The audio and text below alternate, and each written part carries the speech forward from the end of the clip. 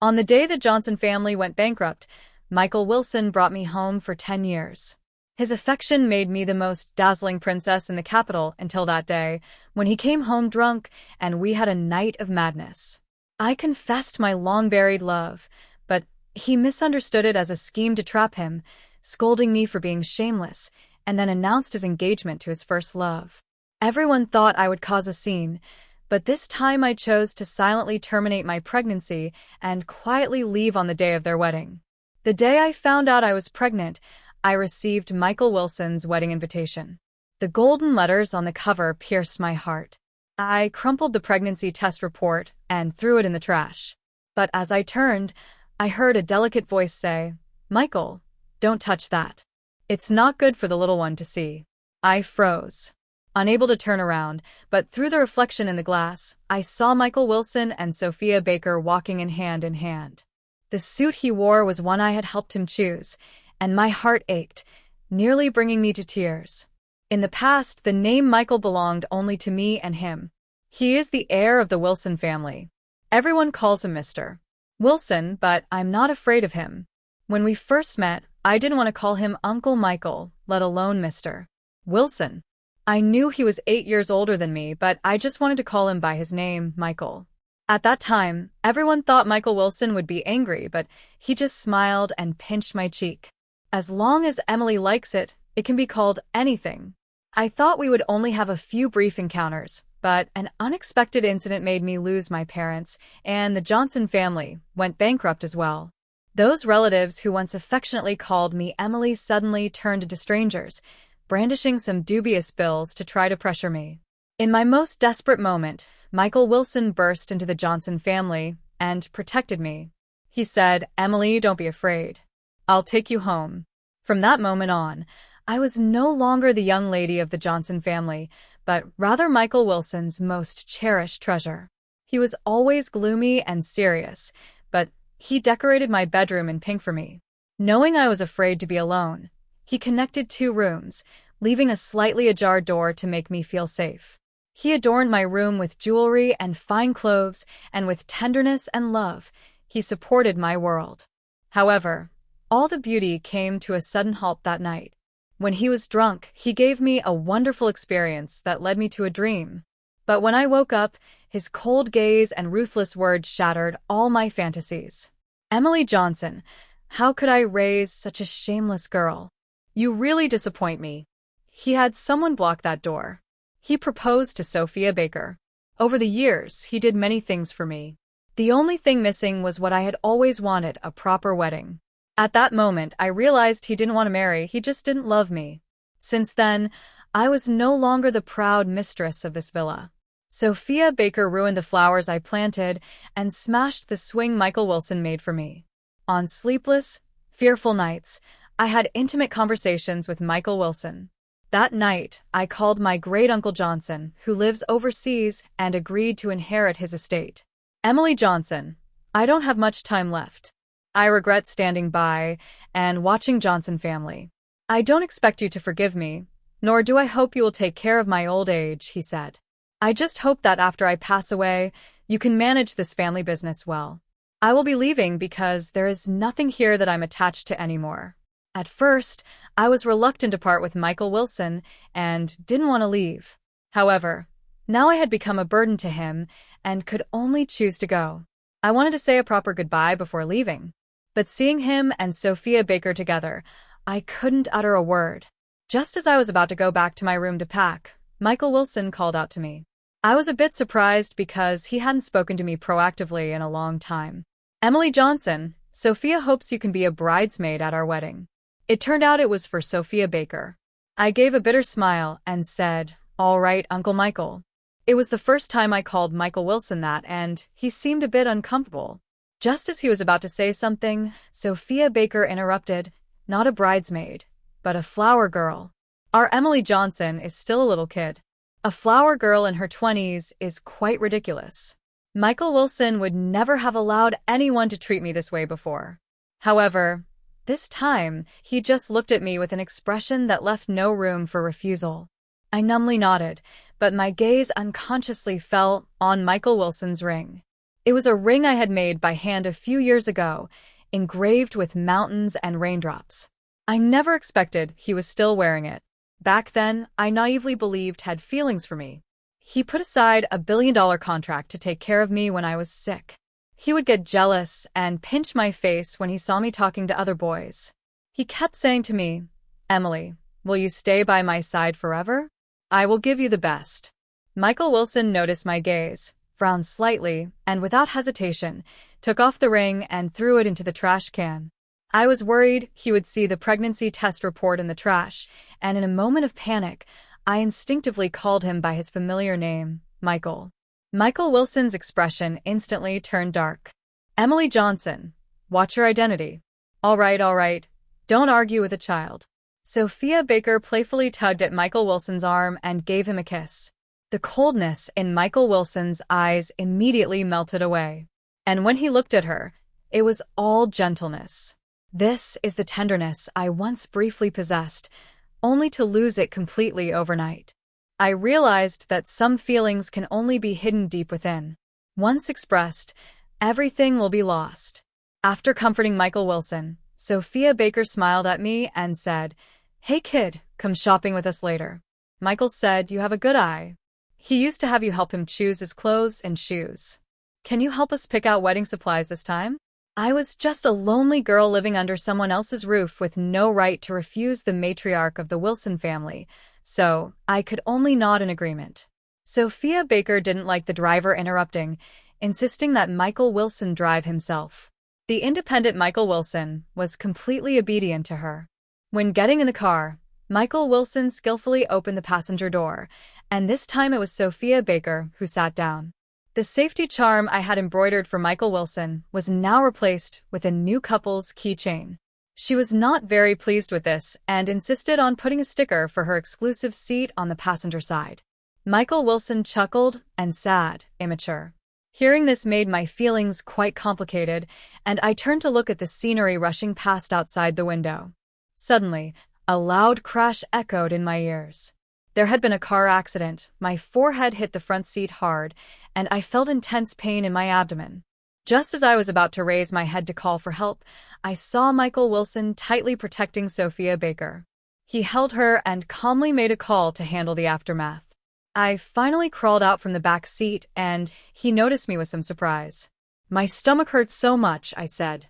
Sophia Baker poked her head out from Michael Wilson's arms and asked, "Why do you always look for reasons to get his attention whenever you see me getting close to Michael? Can't you accept us?"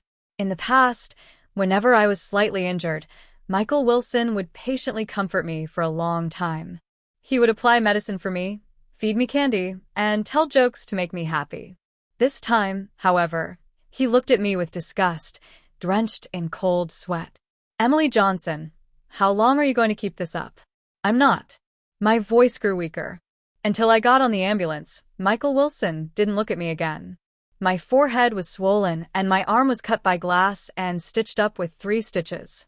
Pregnant women cannot receive anesthesia, and the doctor looked at me nervously, but I seemed to feel no pain. A child who is not loved always has to learn to be understanding. Seeing that I was sad, the doctor comforted me, saying, "Fortunately, the baby is fine. Can you help me schedule a DC procedure? Aren't you planning to keep it?" The doctor looked at me in confusion. "You were cradling your belly when you were brought into the hospital." I thought. In a daze, I saw the past Michael Wilson sitting by my bedside, tears of worry in his eyes. At that moment, I instinctively wanted to protect our child. But back in reality, I clearly knew that both this child and I were a disgrace to Michael Wilson. We shouldn't exist.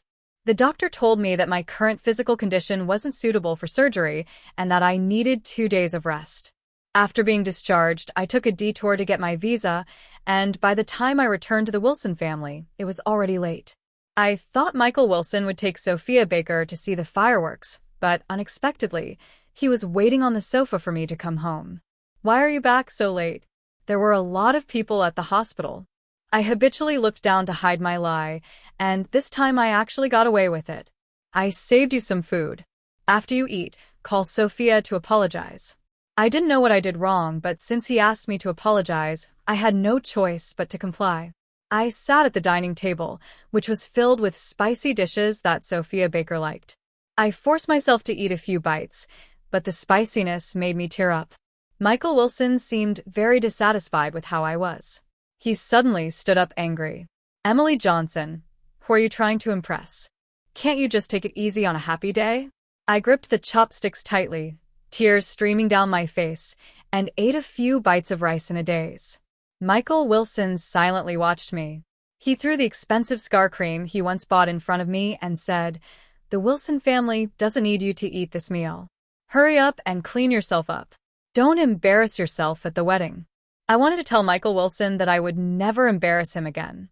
In a few days, I would disappear from his world forever. But before I could say anything, he had already walked away. I cleaned up the dining table and washed the dishes. Then I quietly returned to my room to pack my things. Everything belonging to the Wilson family no longer belonged to me. I only took the little dress I wore when I first arrived. Michael Wilson once said this dress was very meaningful and even had it framed to display prominently. Sophia Baker arrived, and this dress, along with that secret love, was carelessly tossed into a forgotten corner. After tidying up, I lay on the bed checking the flight information. Ambiguous sounds came from next door, and I covered my head with the blanket. The brightness of the screen hurt my eyes. "I know the Wilson family has been very good to me. Michael Wilson gave me the best 10 years of my life. To repay their kindness, I should leave early and not make things difficult for him. But I just want to greedily catch a glimpse of Michael Wilson as the groom to see if he matches my imagination. Consider it a farewell to my 10 years of secret admiration. From now on, I only hope he can be happy and forget my existence." Early the next morning, Sophia Baker brought me a dress. "I'm sorry you got hurt. The day after tomorrow is your birthday, and to make up for it, I asked Michael to throw a celebration for you. Remember to dress up nicely. Michael doesn't want to see you looking gloomy." I glanced at the white dress and found that the material and cut were much worse than in previous years. In the past, the Wilson family's birthdays were significant events for me. Michael Wilson would always put aside his work to prepare for me personally. But now I shouldn't ask for too much. "Thank you, Aunt Sophie." Sophia Baker left, satisfied. On my birthday, I tried hard to cheer myself up, dressing up carefully and putting on the earrings my mother designed. There was originally a matching necklace, but it disappeared after the Johnson family went bankrupt. Michael Wilson once said he would do everything possible to help me find it. A noisy commotion came from downstairs. Most of the guests had arrived. I couldn't afford a delay, so I hurried down the stairs, lifting my skirt. Halfway down, I froze. This wasn't my birthday party. It was the engagement party of Michael Wilson and Sophia Baker. Sophia Baker was wearing the same dress as mine with a dazzling necklace around her neck. The guests at the scene were staring at me with strange looks. "Hey, isn't she the adopted daughter of the Wilson family? Mr. and Mrs. Wilson treat her so well, yet she provocatively wears the same dress on such an important occasion. How shameless. She's always been so arrogant. Look at her earrings. They must be stolen. Luckily, Mrs. Wilson has a soft heart." Those who once praised me now stood by Sophia Baker's side. I felt ashamed. My face flushed. I wanted to explain, but tripped over my skirt and fell in front of everyone. Amid the mockery, Michael Wilson quickly approached me, and I thought he was going to help me up. He took off his jacket and threw it in my face. "Take off the dress and get lost." My ankle hurt badly, and I couldn't get up right away. His outstretched hand quickly withdrew, and he whispered, "Emily Johnson, my patience is limited." He chose to stand by Sophia Baker, and arguing was pointless. I could only grit my teeth and get up, limping back to my room. The music from downstairs began to play, and I turned to see Michael Wilson and Sophia Baker dancing together. It was I who taught him to dance. Back then, he wasn't very good at it. I held back my tears and slammed the door shut, isolating myself from the noise. I thought it would hurt as usual, but looking at the bright moonlight outside, I felt unexpectedly calm. When I first arrived at the Wilson family, I couldn't sleep well every night. Michael Wilson went to great lengths to plant a large patch of lavender behind my room. At night, the moonlight and the scent of flowers made me feel at ease. But now, the moonlight remains while my heart is as desolate as that flower bed. The evening breeze passed by, seemingly without any ripples. When morning came, I went to the hospital by myself. It was the same doctor who treated my foot injury. After checking my body, he scheduled an afternoon DC procedure for me. I was sitting outside the operating room waiting when I received a call from Michael Wilson. He asked with concern, "I heard from Mrs. Thompson that you went to the hospital. Is your injury still not healed?" I replied, "Last night it was Sophia Baker." He interrupted, "I know." Michael Wilson interrupted me. "She is the future Mrs. Wilson and your elder. I must protect her." I was taken aback. The Michael Wilson who once stood up to the world for me now left me feeling lost. In that moment, I realized that apart from money, I seemed to owe him nothing anymore. At least emotionally, he was the one who made me suffer first. I forced a smile and touched my belly. "Can you come to the hospital to see me?" After all, Michael Wilson was the father of this child. Out of emotion and reason, I wanted to say goodbye to him. Michael Wilson hesitated for a moment and said, "I'll come over after this meeting." After hanging up the phone, I leaned back in my chair, staring blankly at the ceiling.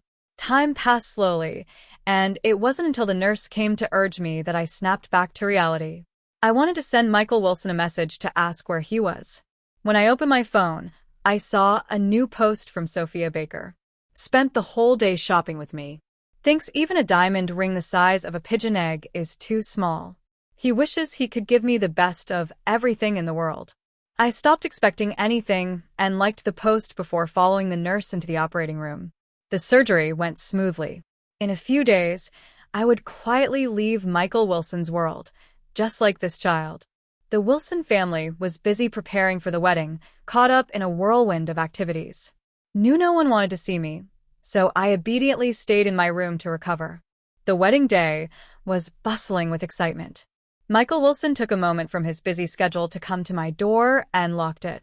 "Emily Johnson, I'm doing this for your own good," he said. "This way, Sophia can feel at ease." We looked at each other through a locked door. Through the crack, I vaguely saw Michael Wilson in his wedding attire. The gray suit made him appear dignified and stern, but not quite as I had imagined. I smiled. I smiled and said, "Michael Wilson, I wish you happiness. It doesn't matter who you're with as long as you're happy." I will quietly leave and never show up again. Everyone in the Wilson family was invited to this grand wedding, yet I was locked in this unnoticed room. When the surroundings calmed down, I shattered the glass. I left the place I had lived for 10 years without any hesitation, boarding the plane without any attachments. Just as the plane was about to take off, the person next to me mentioned some shocking news. Michael Wilson had run away from his wedding. I heard he made a call just before the wedding, but no one answered. He panicked immediately. He was desperate to go home and check things out. Mrs. Wilson was not pleased and stopped him. After a few arguments, Mr. Wilson actually just left the bride and drove away.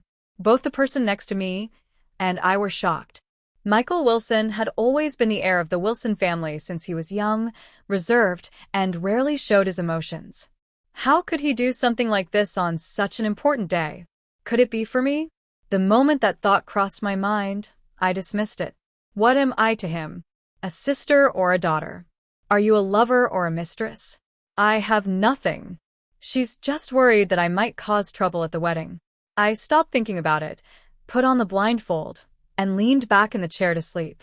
It's been a long time since I've had a good sleep. I dreamt of many past events.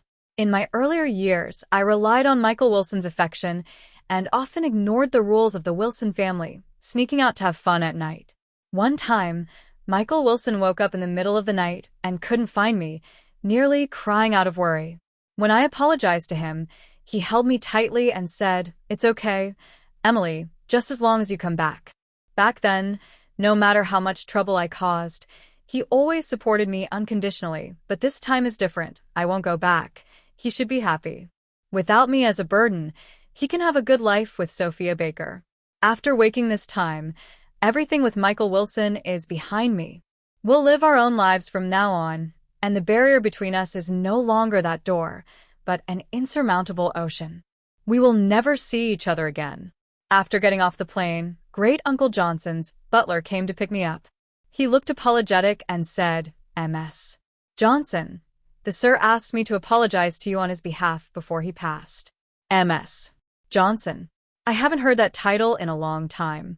Since coming to the Wilson family, Michael Wilson specifically asked the staff to omit that surname when addressing me, hoping to eliminate the distance in my heart and bring us closer together at that time. How could we have imagined that one day we would become the most familiar strangers? Because we drew a line between us. Uncle Lee, the butler, saw my melancholic expression and thought I was still upset about the Johnson family past. He sighed gently and said, "Sir, you haven't been able to let go of this knot in your heart all these years," he said. He shouldn't have stayed out of it when the Johnson family incident happened. Some things in this world are far more important than money. For the sake of momentary pride, he lost the most important thing in his life and regretted it until his death. I replied lightly, "It's all in the past now. It's meaningless to be entangled in past choices. One must always look forward. Uncle Lee, take me to pay respects to Great Uncle Johnson. I have something else I need your help with. The Wilson family has done me a favor. That favor has already been repaid. Let's settle it with money. I know Michael Wilson doesn't care about this money. I simply don't want to owe him anything. Once the favor is settled, I can completely let him go." Uncle Lee took me to familiarize myself with the various properties left by Great Uncle Johnson. His business was substantial, involving many industries, and he even had considerable dealings with the Wilson Corporation. While reviewing documents, I saw Michael Wilson's name on a contract. These 3 words hold significant meaning for me. In the past years, this name appeared on my exam papers and on countless checks. It once gave me everything. Unfortunately, I didn't pay attention at that time. I was distracted for 3 seconds, then got back to my busy work. Just as I was settling in, my assistant came in without knocking. "Ms. Johnson, this document needs your signature." I put down my pen and frowned at him. He silently lowered his head and said, "I'm sorry. I won't disturb you while you're working next time." "There won't be a next time. Just leave." I continued to flip through the documents, and as I rubbed my wrist, I suddenly thought about my earlier action. It really resembled Michael Wilson. I realized I couldn't completely forget him because I am the rose he personally nurtured. Every part of me reveals his shadow. We have long merged into one inseparable. I looked up at the window. It should be evening back home now. What is Michael Wilson doing? Would he remember the 10 years we lived together because of a habitual gesture? I thought for a moment, then shook my head and smiled. That's all in the past. Why think of him again? Although some things are hard to forget, I've already let go. I'm busy every day, constantly in meetings and dealing with paperwork. The entire weight of the company is on my shoulders, leaving me no time to reminisce about the past. That day, the new assistant informed me that an important client was coming for a meeting. I didn't ask much and was taken to the conference room. As soon as I walked in, I saw that familiar face. He was bathed in bright sunlight, but his face looked gloomy. "Mr. Wilson, this is our new Miss Johnson. Don't let her youth fool you. She is very decisive and truly has the charm you had when you were young." Michael Wilson remained silent, his gaze fixed on me. "Emily, long time no see." I was taken aback. He actually came and called me Emily. However, I quickly realized that this meeting was probably just a coincidence. To Michael Wilson, career has always been the most important thing. I forced a smile that was both gracious and somewhat distant. "Hello, Mr. Wilson."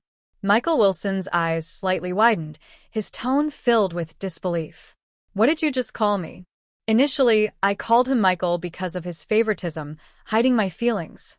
Later, I faced reality and referred to him as Uncle Michael, drawing a line. My love for him ended that night, and my feelings for him stopped at his wedding. Now, we are just business partners. I should call him Mr. Wilson. I can only call him Mr. Wilson, so Mr. Wilson and MS. Johnson have a good relationship.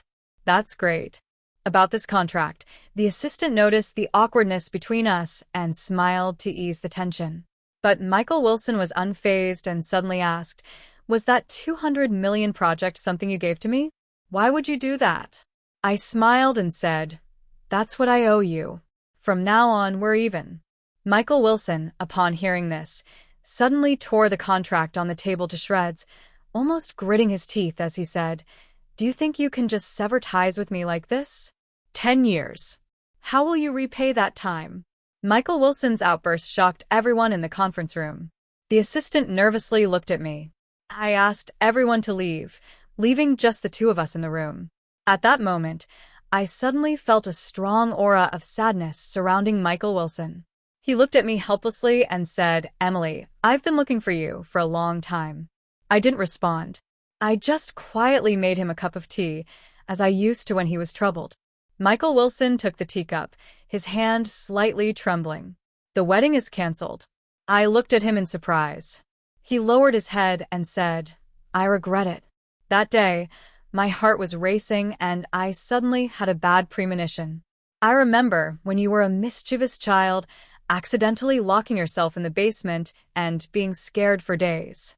I suddenly realized that I shouldn't have locked you up. You're most afraid of being alone.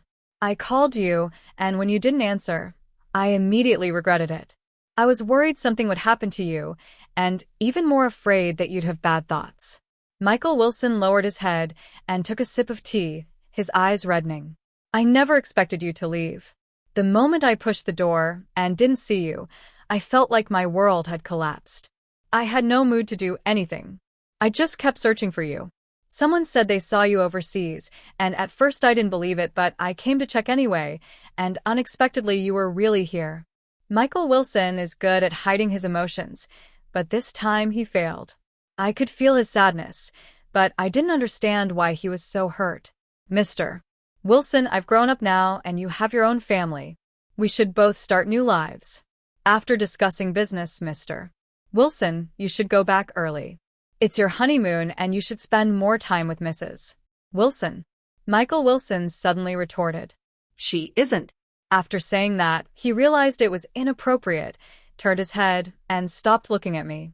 After a long time, he slowly said, "That brooch was my planned birthday gift for you. Sophia Baker said she liked it and wanted to borrow it for a day. So I agreed. On the wedding day, I placed your brooch at your door, thinking you would see it as soon as you stepped out, but unexpectedly, that door cut off everything between us. For the past 10 years, whenever Michael Wilson made me angry, I would sulk and hide in my room, avoiding him. To make me happy, he would leave various small gifts at my door, like cakes, cookies, and jewelry. As long as I opened the door to accept them, it was a signal that I was willing to reconcile. I never thought that one day, that door would no longer open for him. "Emily, come home with me. The situation at home hasn't changed. As long as you come back, Mr.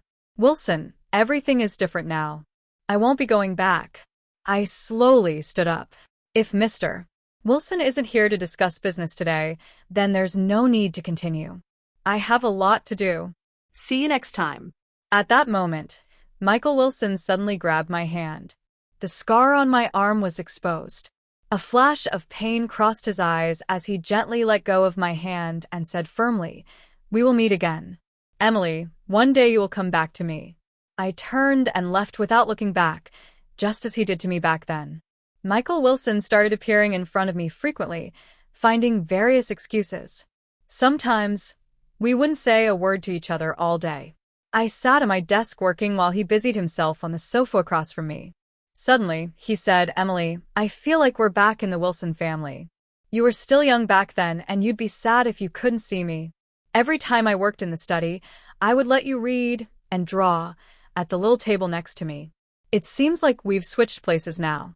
I looked up at Michael Wilson, who had a somewhat sad expression. To be honest, I can't remember many things from the past. I once held on to our memories, but what was the point? He wanted to forget me, trying hard to diminish our past. I could only choose to ignore those things. "It's getting late. I have to go to a meeting." Mr. Wilson, please make yourself comfortable. Michael Wilson stood up with me, about to say something, when the office door suddenly burst open and Sophia Baker walked in. She looked at me in surprise and then burst into laughter. So it really is you. I just wanted to know what kind of woman could make him so infatuated, and the result is you. Sophia Baker raised her voice, almost screaming, I am his wife. I am Mrs. Wilson. What are you? Why is your life so good as an orphan? Why does Michael Wilson pamper you so much? Why can't I be like you? She angrily threw her bag at me, and Michael Wilson quickly stepped in front of me, grabbing Sophia Baker's wrist. You're nothing. We didn't get a license, and we didn't complete the wedding. You're nothing. Sophia Baker burst into tears, raising the diamond ring in her hand. Then what does this count as? We said at the time it was just a business marriage. No. Sophia Baker broke down crying, wanting to leave, but she wouldn't let me go, pointing at me and asking Michael Wilson, do you really like her that much? I felt helpless and couldn't help but respond. Don't you feel disgusted by this? You're her Uncle Michael. Don't think I don't know. You're with me just to replace her. I don't like red dresses, and I don't like lavender. Those are all things she likes. I only like you, since you've chosen self-deception. Why not continue? I looked at Michael Wilson in shock. He responded to everything with silence. I gave a self-deprecating smile. Does he love me? How could that be? What about all the humiliation and neglect I've endured? Perhaps my questioning was too obvious, and Michael Wilson slowly began to speak. Emily, I've been struggling with my feelings. Later, I found out that it was Sophia Baker who drugged me that night. I couldn't tell you the truth. Afraid of losing you, and also afraid of what others would think. I'm not as strong as you imagine. Emily, you're so young. If I were your age, I would pursue you without hesitation, but I'm no longer young. I have responsibilities and a life. My identity and status hold me back, so I can only keep you by my side in another way. I slapped Michael Wilson, yet my heart calmed down. Mr. Wilson, from now on, I really owe you nothing. Emily. I'm sorry. I just ask that you don't hate me. I looked into his deep and sorrowful eyes. Once, I wanted to immerse myself in your deep gaze, wanting to be with you for a lifetime. However, now tears have formed a sea that separates us. We are destined to be apart on either shore. I don't hate you. I just want to leave you to forget you. Michael Wilson's body swayed slightly. Emily. Michael Wilson. Sophia Baker, unable to contain her emotions, cried and laughed as she said, Don't be fooled by her. She isn't as good as you think. She appears pure and innocent, but she's been through a lot. She got pregnant, but didn't dare to let anyone know and secretly went abroad to deal with it. She doesn't deserve your love. Only I truly love you. Michael Wilson was shocked, breathing heavily, suddenly spitting out a mouthful of blood, half kneeling on the ground, and confusedly asked, Why didn't you tell me? He raised his head, tears washing away the blood at the corner of his mouth. Struggling to suppress his emotions, his voice still revealed sadness. That day you asked me to go to the hospital with you, it was actually Emily, I'm sorry. I didn't know. I really didn't know. I gently pushed away the hand that was gripping the corner of my clothes. This hand, which had accompanied me for 10 years, had once saved me from despair and now pushed me toward darkness. It's all in the past. You should go back. I need to move forward. I'm no longer that child who followed Michael Wilson around. I've grown up, built my own career, and can live independently. The adult world always keeps a distance. After years of knowing each other, Michael Wilson and I understand each other well. When he pushed me away for his pride and face, when he hurt me again and again just for Sophia Baker, I understood that I would never go back to him. After that day, Michael Wilson left with Sophia Baker, leaving behind only that brooch and earrings. The bloodstains in the office were quickly cleaned up and all past memories vanished without a trace. My collaboration with Wilson Corporation continued as usual, but I never saw Michael Wilson again. Later, I heard that Sophia Baker had gone mad and was sent to a mental hospital, and that talented, arrogant Michael Wilson inexplicably turned great overnight.